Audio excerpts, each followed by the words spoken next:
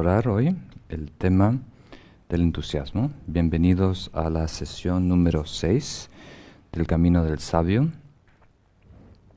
Hemos dedicado algunas semanas en profundizar en lo que son las paramitas y hoy tenemos la cuarta paramita o la perfección de la virtud, que es el entusiasmo. Uno de los temas muy importantes que muchas veces no se menciona mucho. Entonces, para introducir el tema, la mejor manera y la que desarrolla este texto, siguiendo los pasos del Bodhicharyavatara, es definir claramente lo que es entusiasmo, ¿no? Y Shantideva lo define de una manera muy simple y a la vez profunda. Dice, es encontrar alegría en lo que es sano, en lo que es bueno, en lo que es positivo. Entonces, en el contexto de paramita, es un estado mental que se alegra en virtud, en la práctica de la virtud o en virtud, en algo positivo y sano. Vamos a empezar aclarando de que entusiasmo es clave para lograr todos los objetivos en la vida, ¿no? El modelo antiguo que se seguía en muchas empresas era el del premio y el castigo, ¿no? Uno le da un premio a los trabajadores si producen más de lo esperado, y un pequeño castigo si no producen lo suficiente. Y estudios recientes, en las últimas 1 o 2 décadas, han descubierto que ese modelo antiguo solo funciona para tareas mecánicas, ¿no? Por ejemplo, si uno está en una factoría y tiene que estampar las cosas que pasan por el cinturón, ¿no? Pero si el trabajo requiere cierto discernimiento, evaluación, criterio, imaginación, ese modelo antiguo no solo no funciona, es contraproducente. Hasta ofrecer un premio, ¿no? Un estímulo, es contraproducente. Las personas tienden a apresurarse, a agitarse, a estresarse y no ver todas las opciones, no pensar a largo plazo y no optar por lo que realmente es la mejor opción. Y compañías modernas como Google, como Facebook, especialmente las de California, las que están dirigidas por chicos de 20 y pico años, han tomado estos estudios de sociología y los han aplicado en sus corporaciones, ¿no?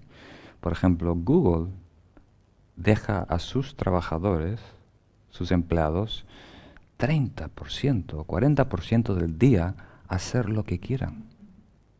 O sea, trabajar en cualquier proyecto que a ellos les guste, que ellos hayan inventado. Y descubrieron que muchos de los grandes éxitos de nuevas aplicaciones que saca Google vienen de ese 30-40% del día, donde el empleado está libre, ¿no?, de explorar, de trabajar, de dedicarse a lo que a ellos les interesa o encuentran valioso. Y esto no señala otra cosa que el entusiasmo. Cuando hay obligación, ¿no?, hay una actitud, y cuando hay alegría, entusiasmo, hay otra actitud y otros resultados. Entonces, obligado, la gente pelea, pero no conquista, ¿no? Para conquistar, ¿no?, para subir a la cima de una montaña, se requiere otra mentalidad. Para sobrevivir, la mentalidad de ¿cómo se llama?, de hacer lo suficiente, lo justo, vale, ¿no? Pero si uno quiere lograr nuevas cimas, nuevos logros, ahí requiere una actitud muy especial. Porque esos últimos 10 metros de la cima son los más difíciles. Antes de obtener un resultado positivo, nuevo, justo en los últimos momentos es cuando es más duro, más exigente. Entonces la cuesta se torna más inclinada antes de llegar a la cima. Recientemente le estaba contando a los compañeros aquí, cuando estábamos comiendo hoy, o por la mañana, que en Facebook aparecen muchos mensajes positivos, ¿no? Diciendo, si quieres ser feliz en la vida, haz lo que te gusta, ¿no? Y de alguna manera están haciendo eco a los libros de autoayuda, ¿no? Y es un mensaje lindo, positivo, ¿no? Porque muchas veces estamos atrapados en lo que exige la sociedad o lo que quería mi padre o mi madre que yo sea, ¿no? O buscando cierta garantía y seguridad, ¿no? Y las personas nos arriesgan o nos atreven a realmente hacer lo que es afín, ¿no? A su carácter, a su personalidad. Pero el Buda, el mensaje budista es un poco diferente, va más allá. No es simplemente haz lo que amas y serás feliz. El Buda dice, ama lo que es bueno y serás feliz. Es un poco extraño, pero funciona. Y la clave es que para ser feliz ahora es bueno hacer lo que te gusta, ¿no? Pero para ser feliz mañana uno tiene que gustarle algo bueno. Y con bueno, ¿qué queremos decir con bueno? Con bueno queremos decir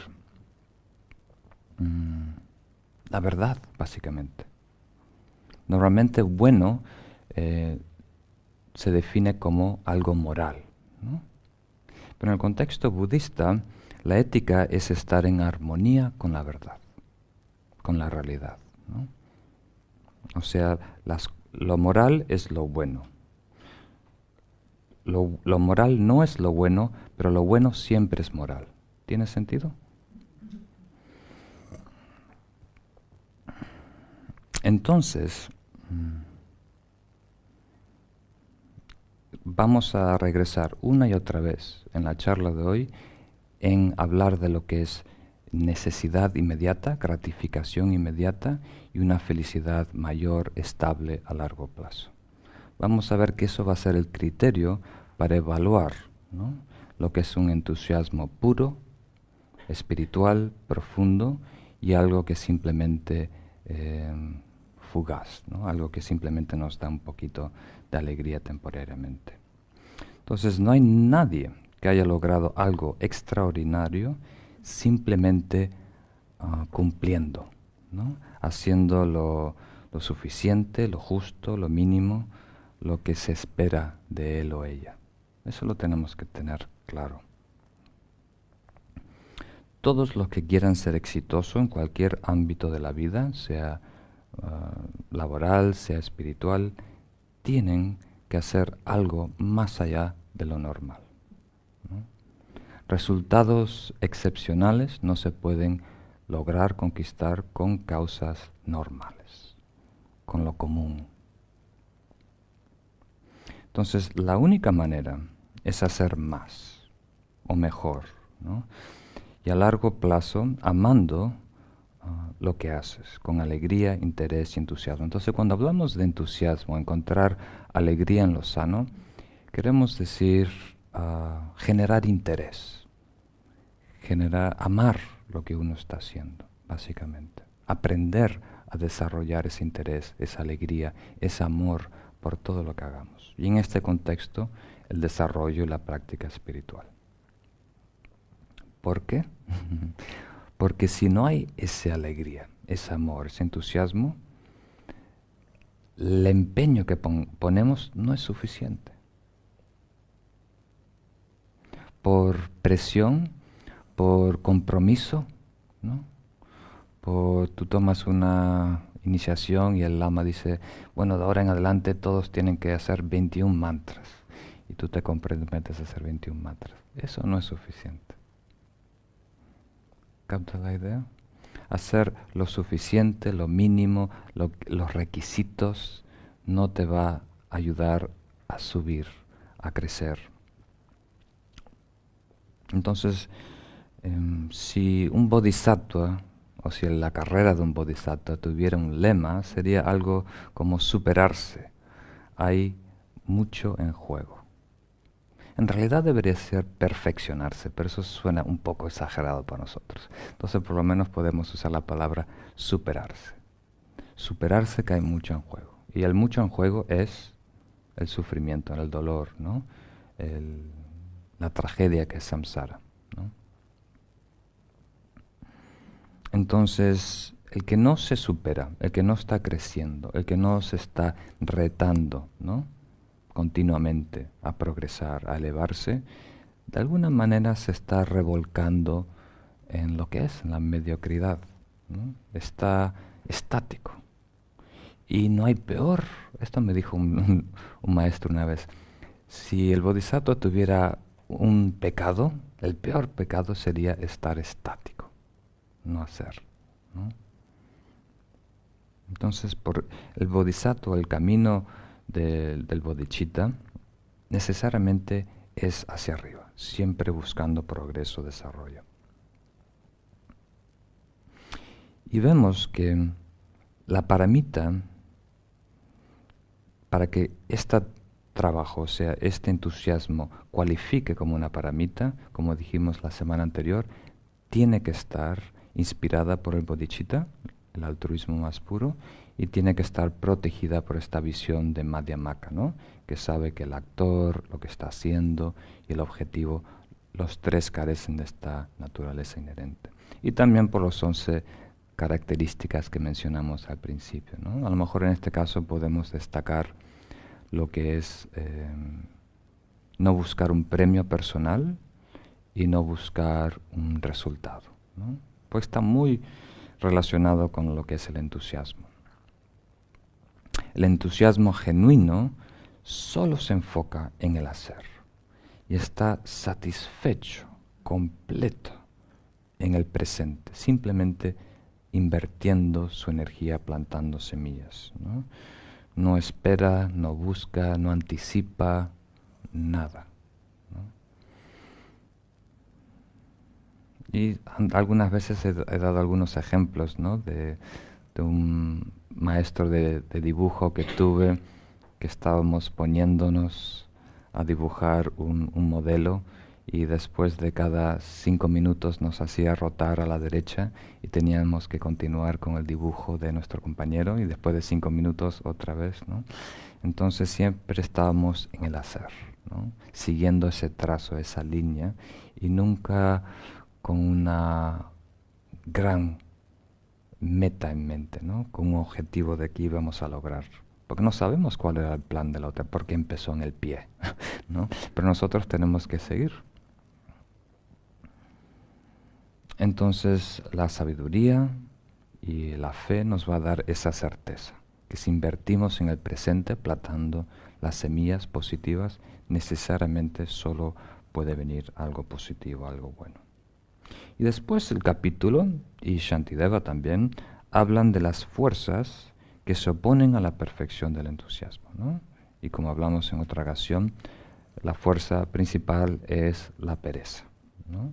Es natural, es sentido común.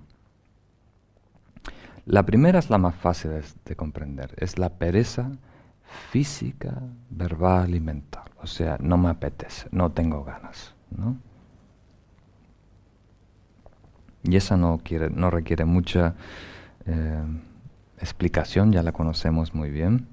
La segunda es un poco más difícil, especialmente como aquí se explica a un nivel muy, muy profundo. Entonces voy a tratar de explicarla a este nivel de filosofía y también a nivel más práctico como lo hace Shantideva.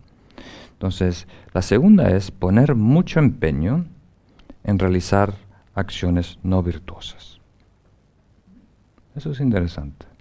Uno sabe que hay cosas buenas, positivas, espirituales que debe hacer, pero se entretiene, ¿no?, en algo que es negativo, banal, insignificante, ¿no? Como se distrae. Entonces, de acuerdo a la filosofía, es poner mucho esfuerzo en acciones virtuosas cuyo resultado será negativo. Aparentemente virtuoso, pero es negativo. Por ejemplo, hay tradiciones que ponen mucho empeño en purificar el karma, con rituales de fuego o con rituales de agua, ¿no? Desde el punto de vista budista eso es un poco desperdicio de energía y de tiempo, de esfuerzo. Pero al nivel más inmediato, de acuerdo a Shantideva, es cualquier truco del ego que evade, ¿no?, la responsabilidad, hacer algo bueno, positivo, simplemente distrayéndose. Actúa con mucha energía, con mucho entusiasmo, pero en algo que realmente no nos beneficia, ¿no?, a largo plazo. Y eso lo podemos ver, ¿no?, en muchos casos, ¿no?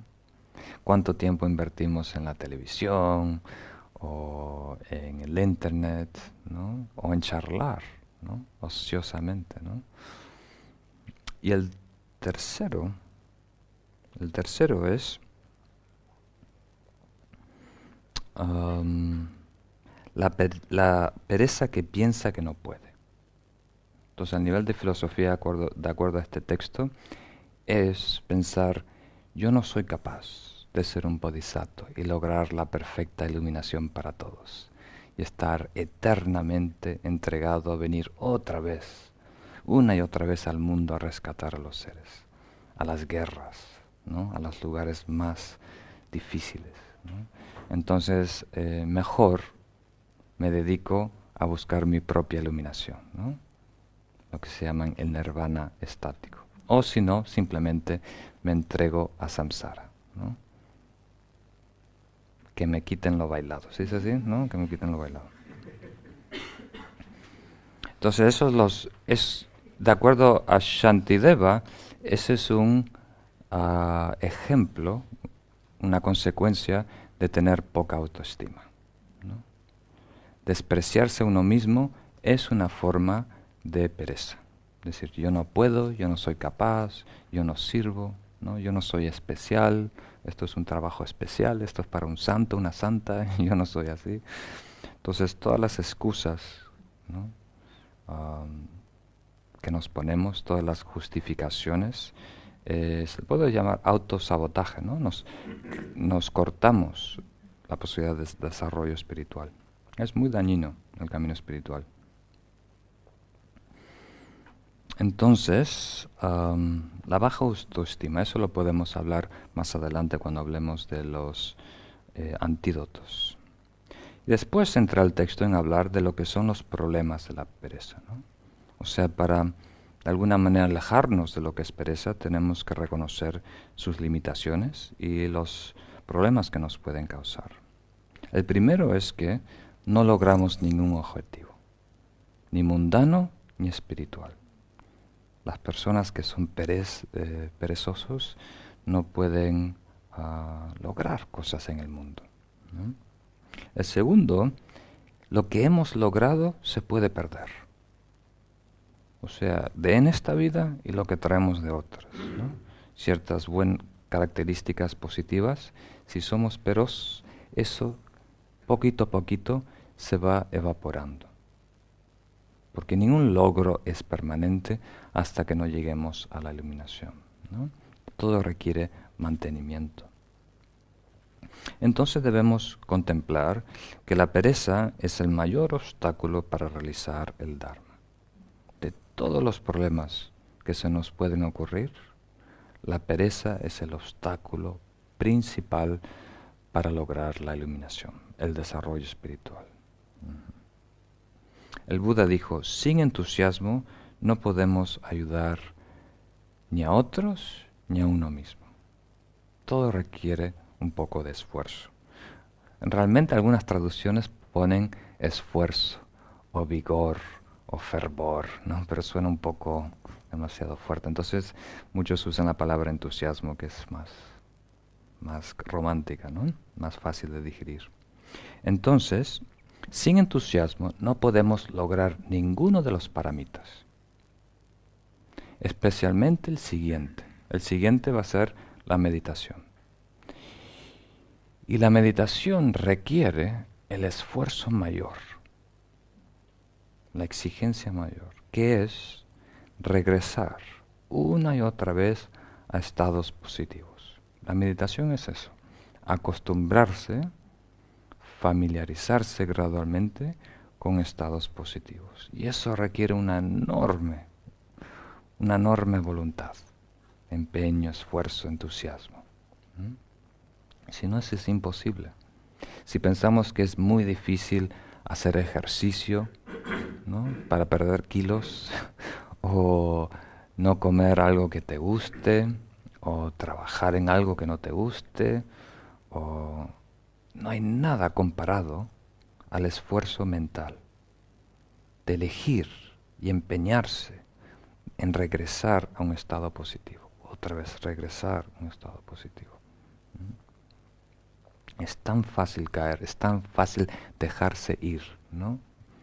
No solo echarse para atrás en un sofá, ¿no?, sino mentalmente soltarse, relajarse, ¿no?, dejarse llevar por una película, por un sueño, ¿no?, por unas ideas. Tan fácil, ¿no? Entonces, y sin ese esfuerzo, sin ese empeño, de una vez, otra vez, cada 3 segundos, regresar a un estado positivo, no podemos realmente crear cambios en nuestra mente, en nuestro continuo mental. Por lo tanto, antes de empeñarnos en lo que es meditación, tenemos que lograr entusiasmo, interés. Tenemos cierto entusiasmo, si no, no estaríamos aquí. Requiere entusiasmo venir, algunos de vosotros venís de muy lejos.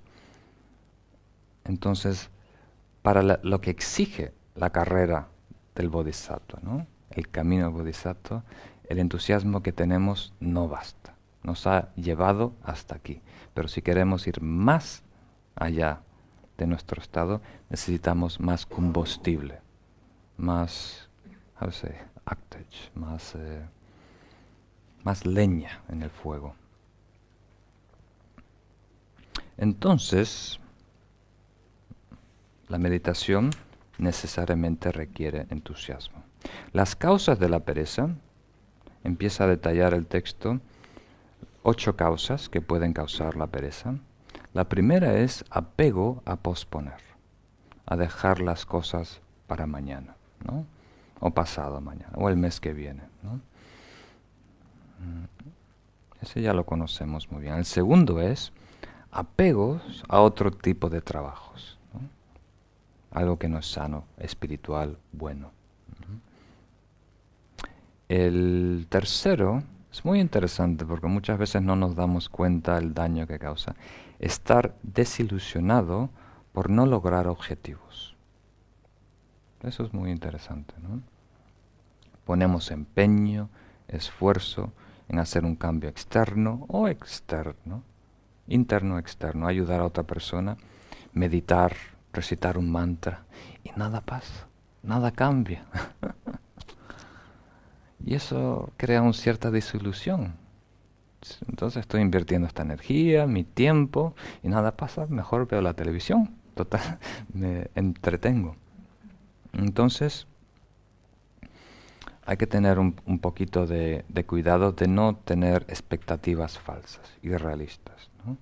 Si estamos trabajando con la mente, tratando de cambiar un hábito, ¿no?, eso requiere empeño, requiere tiempo. Estamos yendo en contra de una tendencia, no de la semana pasada, sino milenaria probablemente, de muchas vidas, una costumbre muy arraigada dentro de nosotros.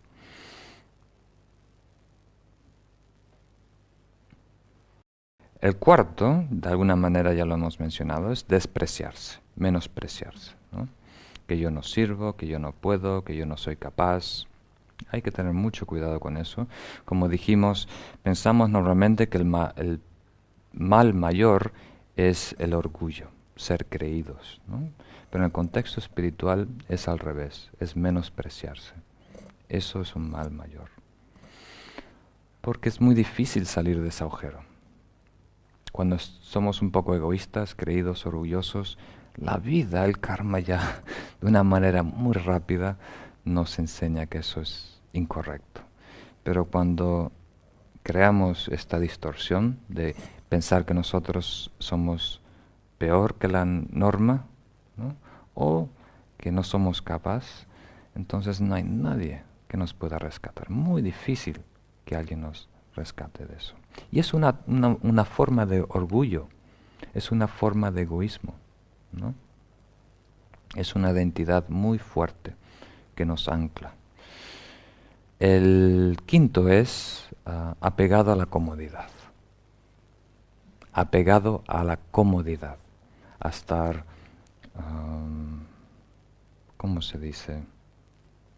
Cómodos, ¿no? Estar de alguna manera de una vida fácil. Y el camino espiritual muchas veces va a exigir la incomodidad, a enfrentar situaciones difíciles, enfrentar verdades difíciles, algunas veces historias que hemos tratado de borrar o sellar o tapar, ¿no? Entonces, la verdad en realidad no es ni mala ni buena, no tiene ningún objetivo, pero muchas veces como es diferente a la película que vemos, inicialmente crea un poco de incomodidad. El otro es apegado a los placeres mundanos, como buena comida, bebidas ricas, cotillar, charlar.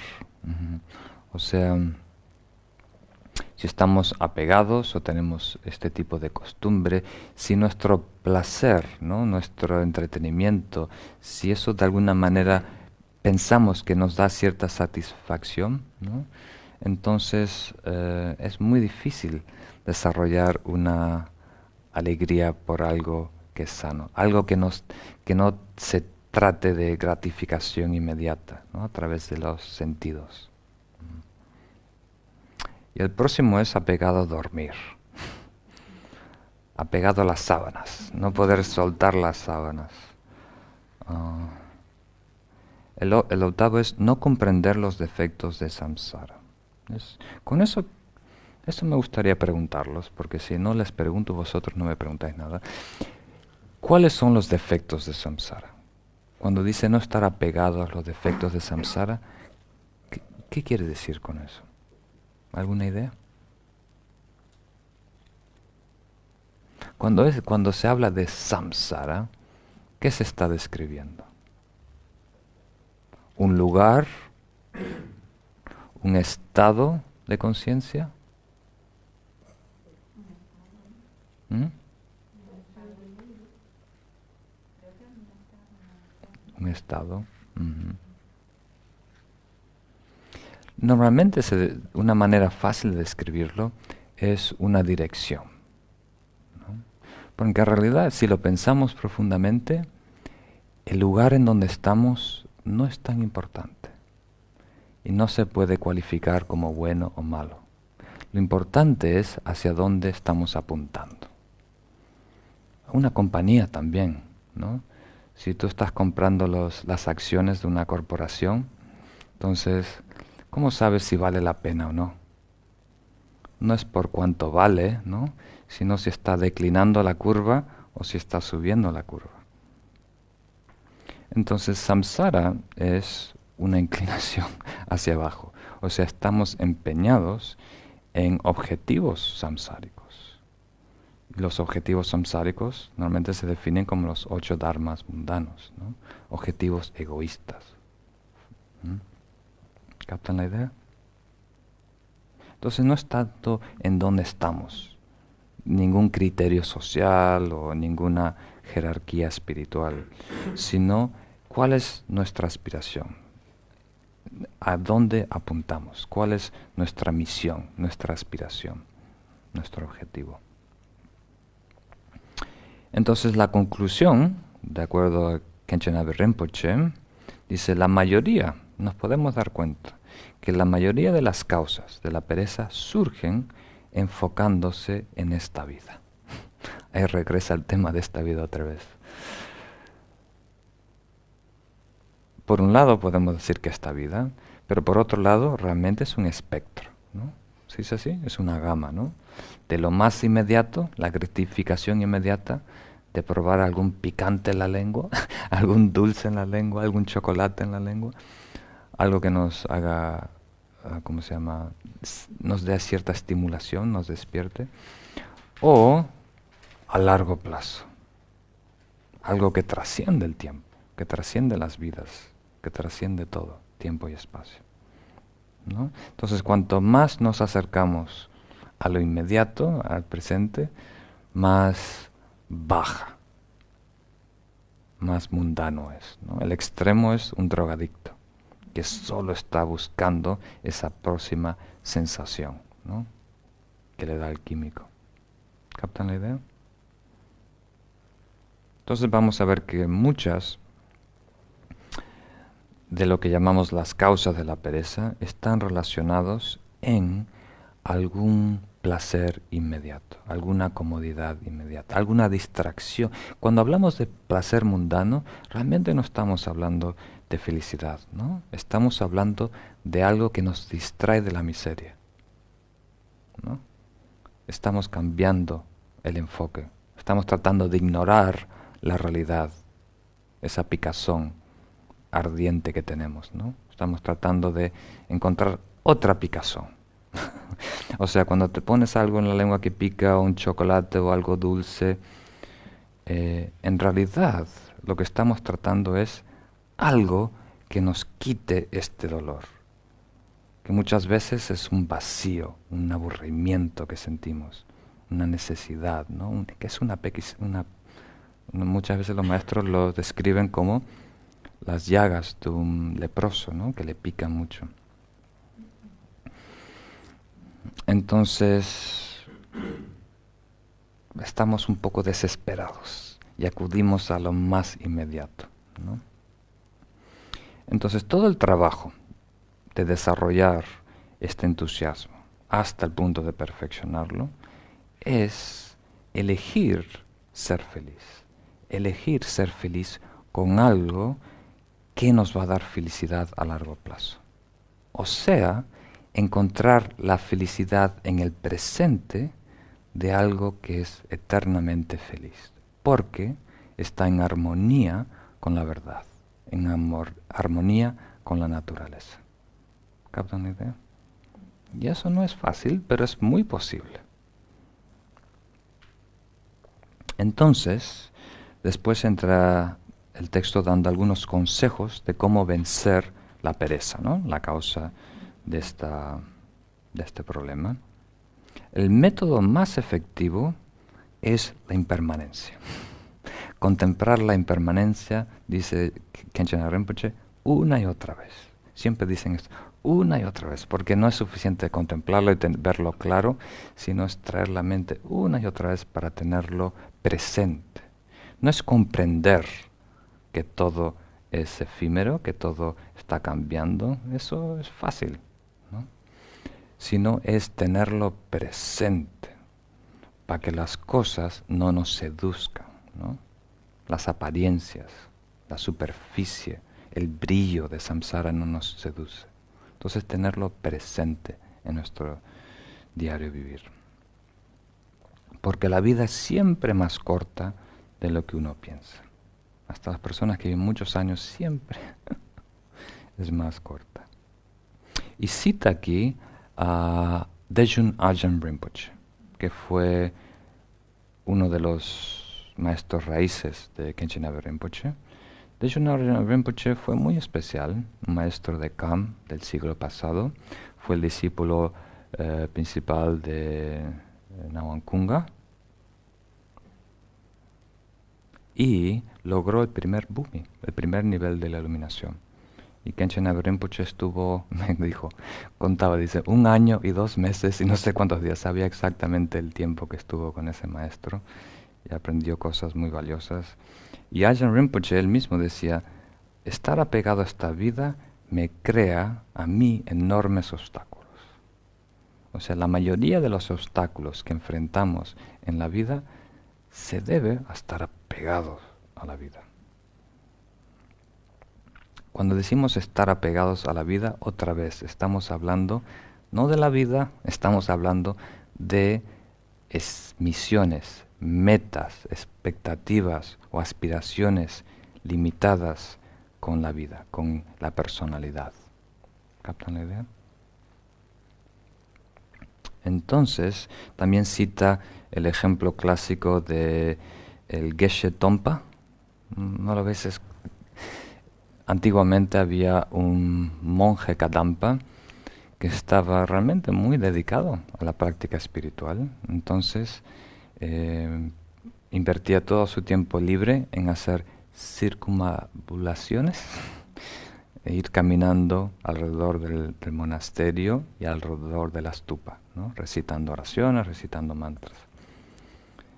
Y se acercó Geshe Tongpa y le preguntó, ¿qué estás haciendo? Estoy circunambulando, estoy haciendo coras. Coras es más fácil. Estoy haciendo coras. Y él le dijo, pues haciendo coras es algo muy positivo, es algo muy sano. Pero sería mejor que practiques el Dharma, ¿no? Entonces el monje quedó un poco confuso y de ahí en adelante cambió y se dedicó a hacer postraciones, ¿no? Dice, postraciones es lo que más exige, ¿no? Lo que más uno tiene que poner empeño. Entonces voy a hacer postraciones a la estatua del Buda. Y al cabo de unos días se acercó el Geshe Tongpa y le preguntó, ¿qué estás haciendo? Estoy haciendo postraciones al Buda, recitando el refugio. O sea, eso es muy bueno, muy positivo, bellísimo, pero sería mejor que practiques el Dharma. Entonces quedó muy confuso y empezó a preguntarle a todos cuál era la práctica suprema, ¿no? ¿Qué genera más karma, más mérito, más sabiduría? Y todos le respondían, la meditación. Entonces entró en retiro a meditar. Y por ahí apareció el Geshe Tongpa otra vez y le dijo, ¿qué estás haciendo? Estoy meditando, estoy en retiro. Y dice, bueno, eso es espectacular, la meditación es lo más elevado, pero sería mejor que practiques el Dharma. Y él no podía resistir y dice, entonces, ¿qué es el Dharma? Lo único que estoy haciendo en mi vida es el Dharma. Y el Geshe le explicó, si lo que haces está enfocado en esta vida, si buscas algún logro, algún resultado en esta vida, entonces eso no es Dharma. Es un gesto del Dharma, ¿no? Pero realmente tienes el carnet, a lo mejor eres miembro del club, pero realmente no es Dharma, ¿no? Entonces, muy importante, tiene que de alguna manera trascender los objetivos de la personalidad, del ego de esta encarnación. Por lo menos eso, por lo menos eso. Y eso es difícil. Pero por nosotros nos tenemos que, de alguna manera, acercar paso a paso. Y cuanto más ampliemos el tiempo y el espacio que abarca nuestra conciencia, más profunda va a ser nuestra práctica, ¿no? Entonces, da un ejemplo un poco interesante. Dice, la práctica del Dharma es como una reunión sin presidente. Imagínate que tú convocas, es así, una reunión. Y vienen todos los cargos, pero no está el presidente, ¿no? No tiene mucho sentido, porque no se puede tomar una decisión final, ¿no? Entonces, si hay práctica del Dharma, dice Khenchen Rinpoche, pero no hay la idea de impermanencia, ¿no? Realmente no es Dharma. Todo es aún sólido, todo en realidad es materialismo espiritual. Huele a espiritual, pero en realidad simplemente está siguiendo el proyecto del ego. Entonces nos recuerda que Khenchen Rinpoche que estamos de paso, ¿no? Entonces si estamos de paso, no debemos construir una gran casa. ¿Tiene sentido? Entonces somos como nómadas, ¿no? En tienda de campaña. Hay muchos ejemplos en Tibet. Pero si hablamos de la vida como bardo, ¿no? Y muchas veces se describe así que los seres somos migratorios, somos peregrinos, estamos yendo de un sitio a otro, o del nacimiento a la muerte, o de la muerte a la etapa intermedia, o estamos introduciéndonos en un nuevo óvulo fertilizado, estamos en el periodo de gestación, estamos naciendo, siempre estamos yendo de un sitio a otro, ¿no? Pero nosotros invertimos tanta energía en crear un edificio eterno, ¿no? Construir un castillo de arena pensando que no va a subir la marea, que no hay cambio, que no existe lo que es impermanente. Y algunos ejemplos aún más fuertes que usan los maestros es hablar de samsara como si fuera un corral de ovejas, ¿no? Como si hay un carnicero que tiene un corral, hay 2 docenas de ovejas, ¿no? Esperando a que vengan clientes. Y cuando hay necesidad, entra al corral, pilla una oveja y la quita para matar, ¿no? Y en ese periodo hay un poco de tumulto, se dice, ¿no? Pero después de unos segundos ya todo el mundo se hace dócil otra vez, ¿no?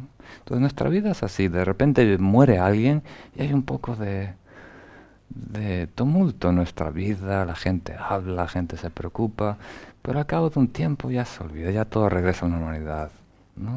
Entonces los maestros dicen, no te olvides que estás en las garras del Señor de la muerte, ¿no?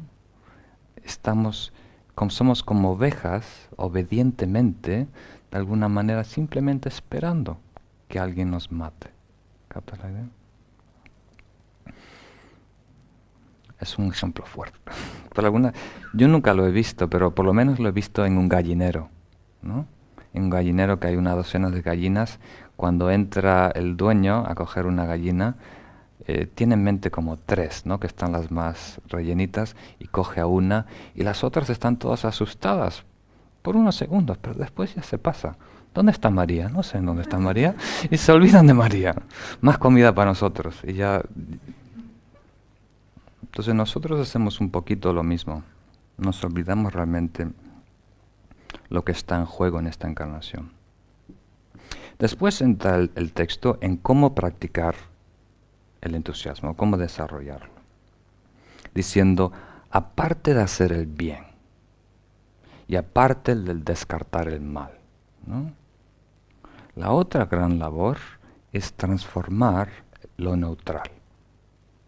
¿Se acuerdan? Lo mencionamos algunas veces.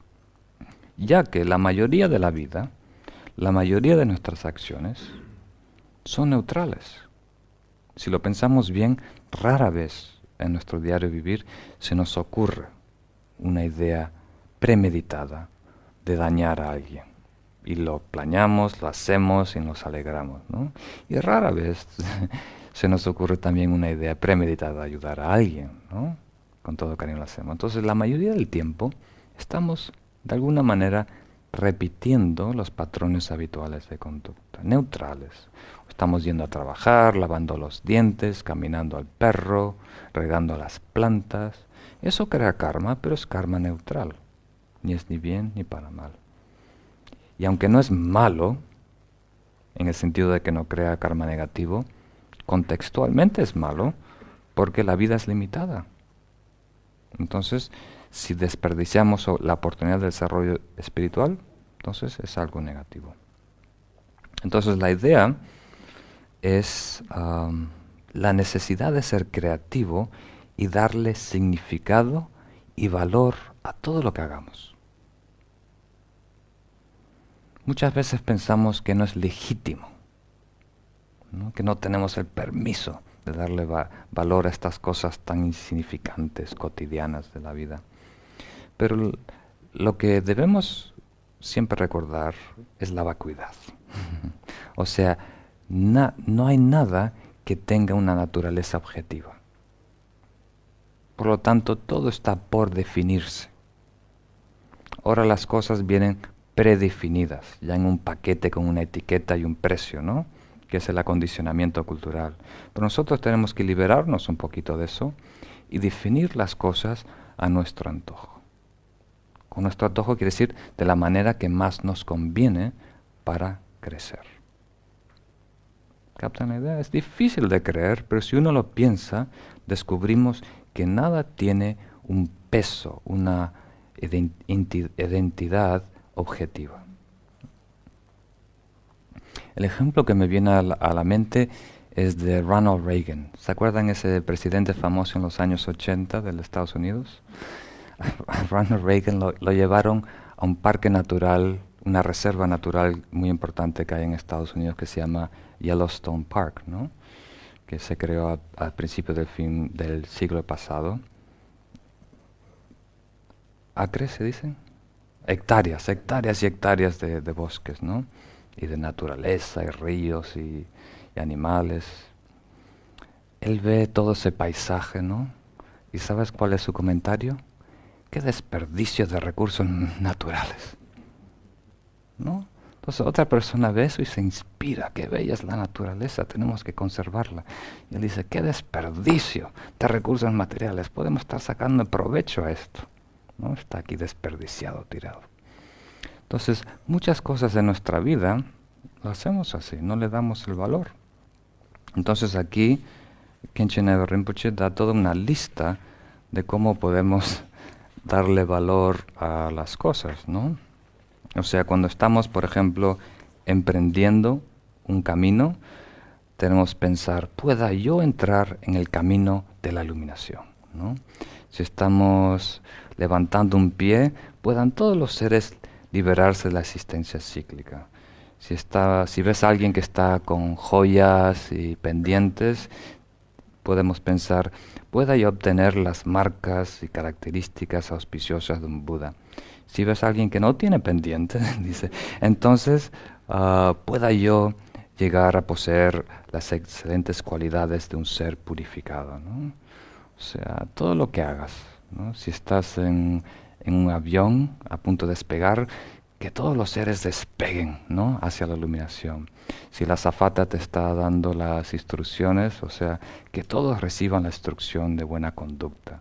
Si te abrochas el cinturón, que todos se sientan protegidos por la atención plena, ¿no? O sea, todo lo que hagamos, darle un sentido positivo. ¿Puede ser? No sé si se sienten un poco ridículos haciéndolo, pero si lo vemos así, lo que lo permite es la vacuidad, una noción de que las cosas no tienen un valor inherente, ¿no? Y si nosotros nos apoyamos en esa comprensión, lo que nosotros vemos y definimos tiene poder, tiene el poder de afectarnos, se convierte en un karma muy positivo. Y eso es un desarrollo, un entrenamiento que tenemos que empezar a hacer poquito a poquito. Y después habla de la práctica de las excelencias, que quiere decir que todo lo que hagamos lo tenemos que tener en mente, que lo estamos haciendo para nuestro beneficio y para los demás, ¿no? Y especialmente en el contexto del Mahayana, poner a los otros por encima, ¿no? O sea, estamos realmente trabajando para mi beneficio y también, por supuesto, aún mucho más por los demás. Y dice que hay un método directo y uno indirecto. Y esto es muy importante aclarar porque muchas confusiones y muchas preguntas vienen de esta confusión, ¿no? Entonces, acumular o practicar directamente quiere decir algo que tú tienes, se lo das a otra persona. Tú tienes dinero, se lo das. Tú tienes alguna información, sabiduría, se lo das. Tú tienes tiempo, se lo das. Lo que sea, ¿no? Indirectamente quiere decir que tú inviertes energía en acumular algo para más tarde dar a otra persona. Sabiduría, dinero, recursos, lo que sea. ¿Capta la idea? Parece algo tan simple, pero crea mucha confusión, porque especialmente cuando personas de muy buena voluntad, con una inclinación, ¿cómo se dice? De ser un activista, se dice así, ¿no? Una mente progresista que quiere ver cambios en el mundo, eliminar las injusticias, ver igualdad, ayudar a los pobres, todo eso. Cuando escucha el énfasis que pone el budismo en el desarrollo de las virtudes espirituales, lo ve un poco impráctico primero y después lo ve como un justificante para no involucrarse, para no remangarse las mangas y ensuciarse con el mundo, ¿no? Sí, voy a practicar la compasión, pero me escapa la cueva, ¿no? Entonces, en el budismo, y Y con esto es un gran debate, ¿no? Que siempre que de alguna manera lo trato de explicar, no logro convencer a nadie.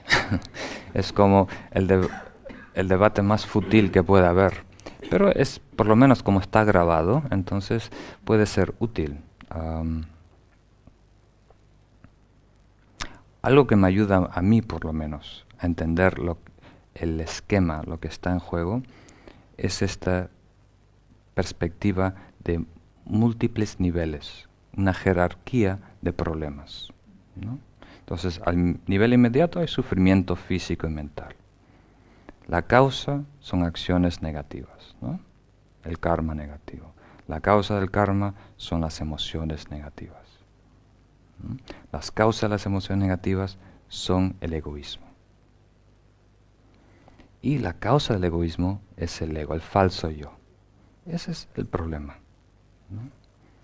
Y está relacionado con tiempo. O sea, la causa raíz, sabemos, es esta ignorancia primordial, ¿no? De no saber quiénes somos. De ahí viene el falso yo, de ahí la exagerada preocupación por nuestro bienestar, de ahí todo aparece como bueno, malo y produce apego o aversión, de ahí se inspiran todo tipo de acciones físicas, verbales y mentales negativas que hacen tanto daño a nivel del mundo, medio ambiente y personal, ¿no? Entonces, cuando vemos esto, no vemos realmente, solo vemos esto. Porque muchos de los dolores y sufrimientos, las personas piensan que tiene su origen principal en abuso social, abuso de clases, abuso racial, abuso de género, ¿no? Algunos piensan que es algo natural, o sea, cuando hay una sequía, por ejemplo, ¿no? O algo así, o una enfermedad grave, ¿no? O es al azar, o si no, es un producto de un humano abusando de otro humano. Pero de acuerdo al budismo, aunque eso es cierto, todo individuo, todo ser está implicado, es de alguna manera responsable. Entonces, si queremos ir a la raíz del problema, tenemos que parar el karma negativo de las personas, las emociones que lo impulsan, el egoísmo a través del amor y la compasión y finalmente la ignorancia. O sea, si el budismo tuviera, por ejemplo, si a mí alguien me da 10 millones de euros, ¿no? Y yo creo una ONG, ¿no? Entonces, yo trataría con esos 10 millones de euros a todos estos problemas. Pero a lo mejor invertiría 5% aquí, ¿no? 10% aquí, 15% aquí, 20% aquí, y lo que queda, a lo mejor 40 o 50 aquí. ¿Captan la idea? Entonces hay que atender a todo, pero poner el énfasis a la raíz de los problemas, ¿no? Entonces, el enfoque en los tratados clásicos, en las escrituras budistas, va a ser de invertir tiempo en nosotros, en acumular sabiduría, acumular poder, acumular métodos para después poder ser más efectivo, tener un impacto en el mundo, en las personas, ¿no? ¿Y en dónde eliges tú invertir esos 100 millones, 100 millones de euros eras? ¿O 10 ya subió la inflación. Entonces, si son 10 millones de euros, o tu tiempo, ¿no? Tu tiempo personal, ¿no? Tú tienes tiempo para ayudar a alguien, o tienes energía, tienes dinero, ¿en dónde lo vas a invertir? La decisión que tome uno depende cuánto tiempo, espacio abarca la conciencia. Eso es clave. Si uno tiene una conciencia que va a generaciones, ¿no? Entonces va a invertir más aquí. ¿Capta la idea? Pero si es alguien que esté impactado con las lágrimas, con el sufrimiento inmediato, entonces va a tratar de acudir a esas necesidades inmediatas. Pero por ahora, por ejemplo, la mayoría de las personas que están creando movimientos importantes en el mundo están teniendo más precaución, están buscando prevención, ¿no? Están tratando de crear comunidades autosuficientes, en Sudamérica, en África, por ejemplo, que es bueno, están tratando de ir 1 o 2 pasos atrás.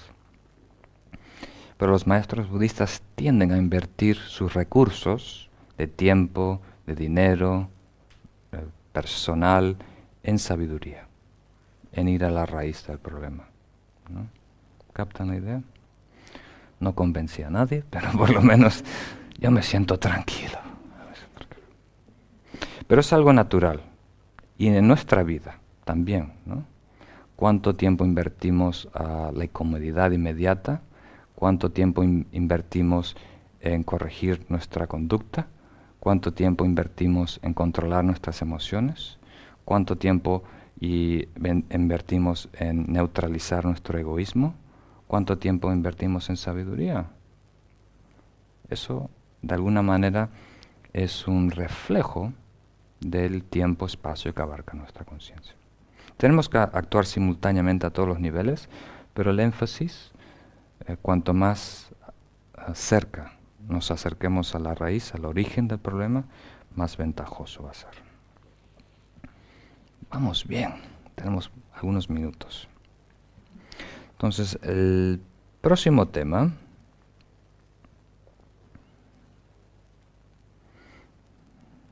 algo que realmente no está en este capítulo, pero a mí me parece muy interesante mencionar, ya que Shantideva lo menciona 2 veces en el capítulo, son los apoyos para el entusiasmo, ¿no?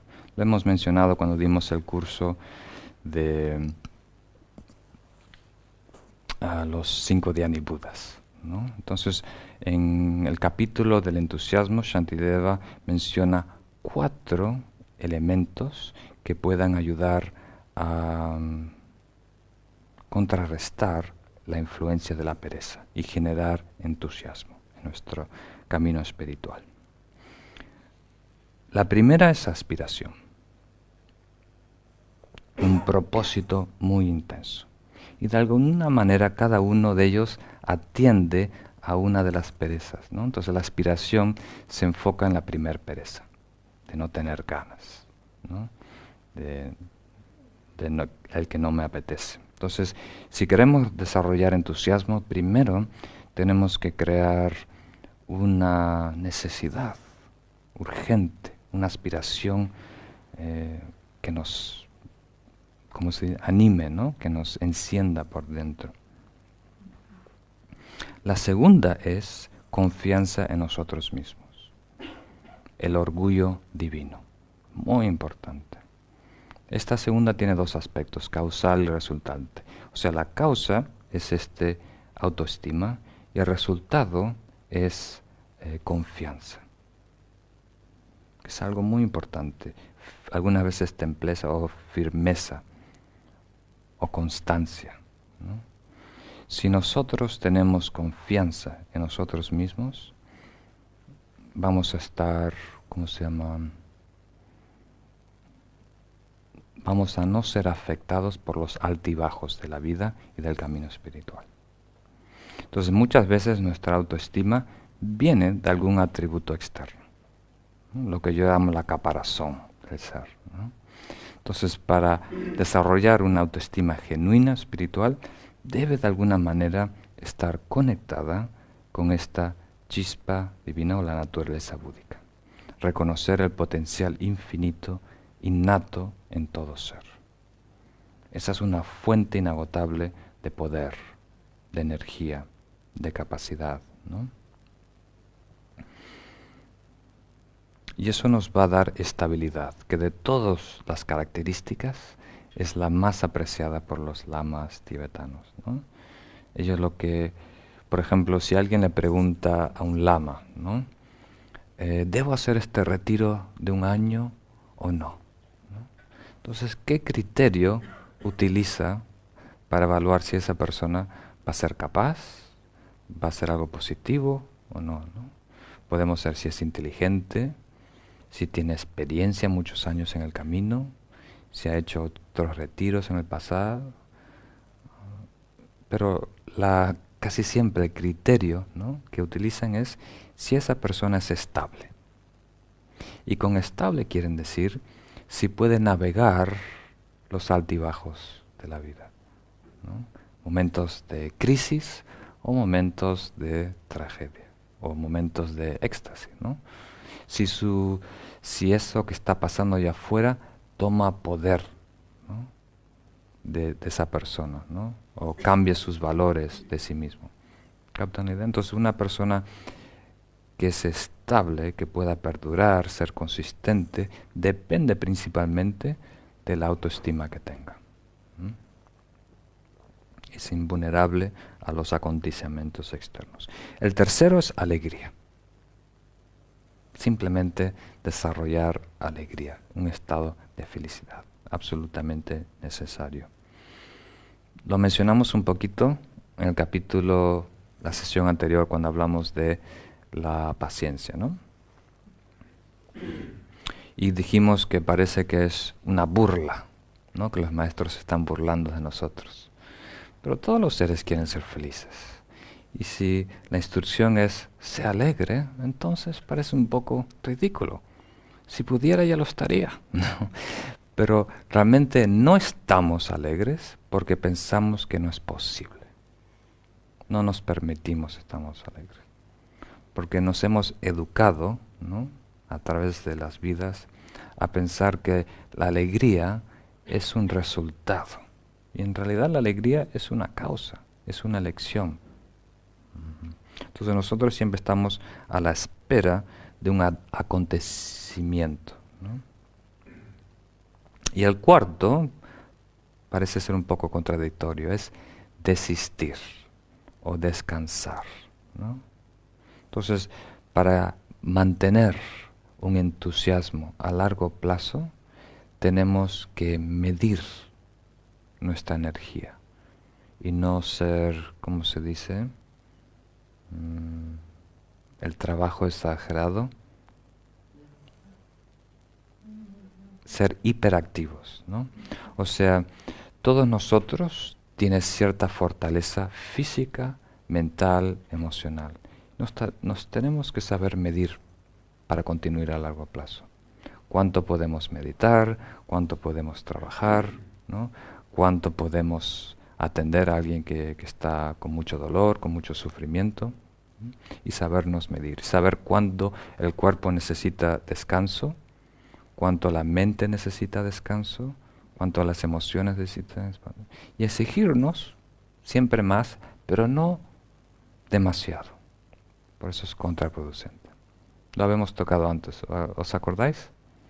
Muy bien. Y el último tema, ya que tenemos un poquito de tiempo, me ocurrió un cuento corto de Leo Tolstoy, ese escritor ruso, un cuento corto que es como una parábola en donde hay un emperador que está buscando el significado de la vida, ¿no? Y lo está buscando con tres preguntas, ¿no? ¿Cuál es el momento más oportuno para hacer una cosa? ¿Cuál es la gente más importante con quien trabajar, ¿no? Y ¿cuál es esa cosa más importante para hacer en todo momento, ¿no? Estuvo, de alguna manera, él definió estas tres preguntas. Si comprendía el significado, podía resolver cualquier problema en su reinado, en la vida, ¿no? Y se las propuso a muchos de los grandes sabios, pero ninguno de los que pertenecían a las religiones, como se dice, ortodoxas, ¿no? Organizadas, nadie le daba una respuesta que le satisfacía. Entonces escuchó que había un ermitaño, ¿no? Viviendo en una montaña, que era un santo muy espiritual. Entonces se atrevió a ir a visitarle. Pero como escuchó que este santo no recibía a personas ricas, ¿no?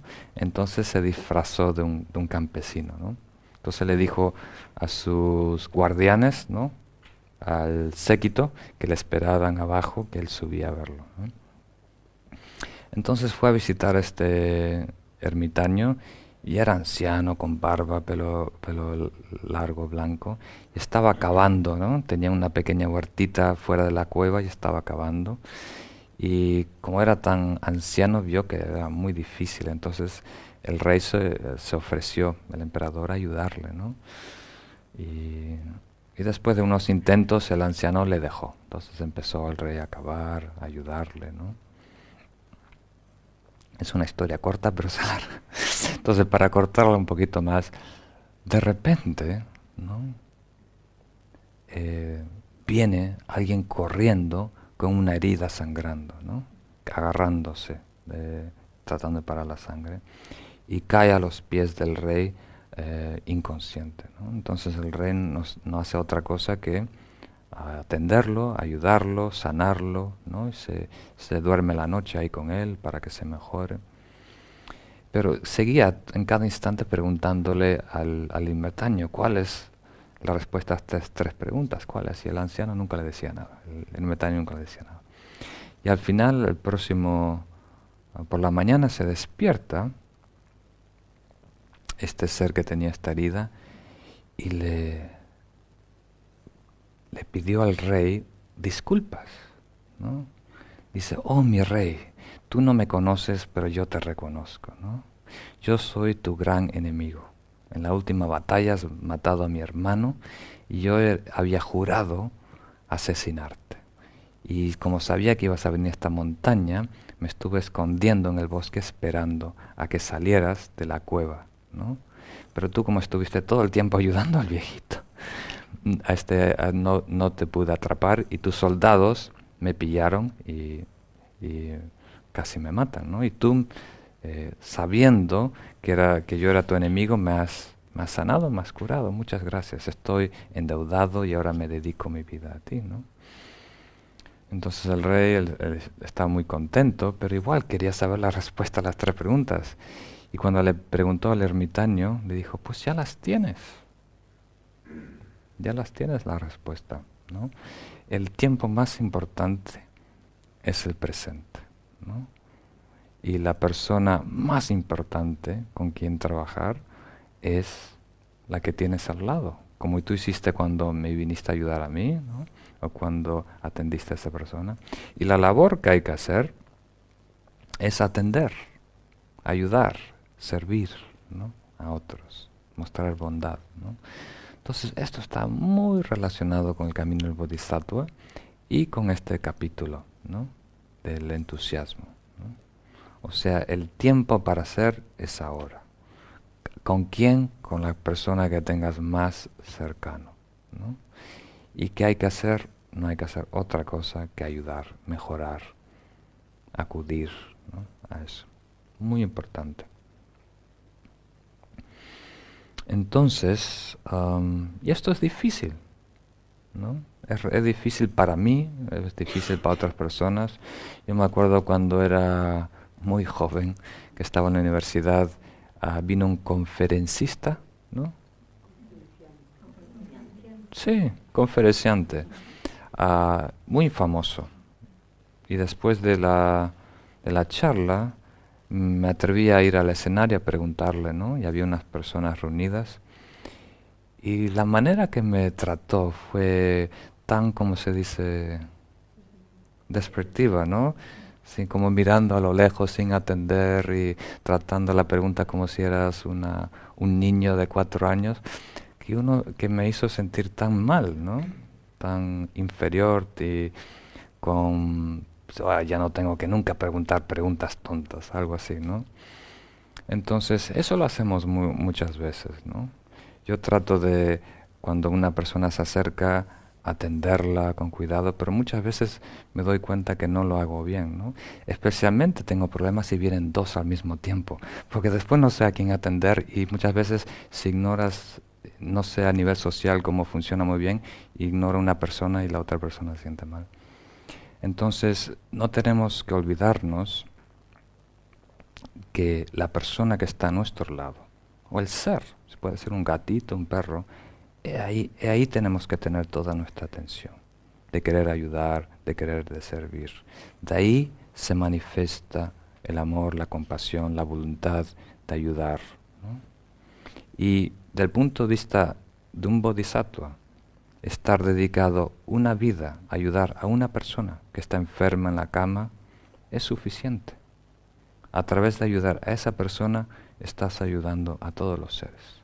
No se trata de números, de volumen, ¿no? Sino de lo que está cerca de ti, ¿no? ¿Captan la idea? Eso es muy importante. Y después el texto concluye, como siempre, hablando de los beneficios. Los beneficios en esta vida es que podemos realizar todas las cosas que nos propongamos.